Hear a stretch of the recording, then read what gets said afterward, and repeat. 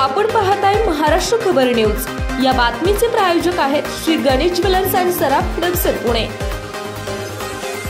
नमस्कार, मी सुद्धा महाराष्ट्र खबर न्यूज मध्ये आपल्या सगळ्यांचं स्वागत। राज्य सरकार मराठा समाजाला आरक्षण देण्याच्या भूमिकेवर ठाम आहे, पण कोणत्याही समाजाचे आरक्षण कमी केले जाणार नाही।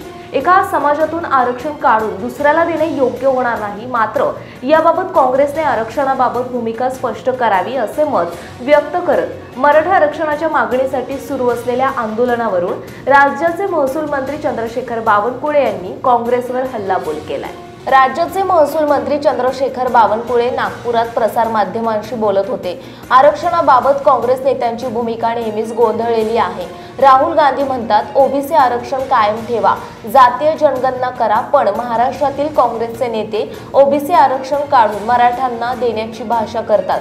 त्यामुळे काँग्रेसने मराठा आरक्षणाबाबत नक्की भूमिका काय हे स्पष्ट करावे असेही बावनकुळे म्हणाले। आंदोलनाचा अधिकार सर्वांना आहे, मात्र गणेशोत्सवासारख्या महत्त्वाच्या सणात आंदोलन करणे योग्य नाही।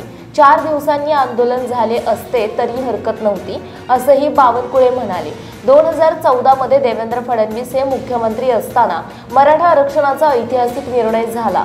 उपमुख्यमंत्री एकनाथ शिंदे आणि उपमुख्यमंत्री अजित पवार सरकारही त्याच भूमिकेत आहे। आरक्षण ओबीसींच्या कोट्यातून न देता स्वतंत्र द्यावे असं त्यांनी सांगितले होते। मुख्यमंत्री देवेंद्र फडणवीस यांनी मराठा आरक्षणासाठी खूप काम केले। त्यांच्यावर जातीवरून टीका करणे चुकीचे।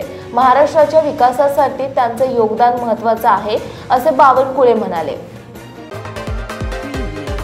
आपण पाहताय महाराष्ट्र खबर न्यूज।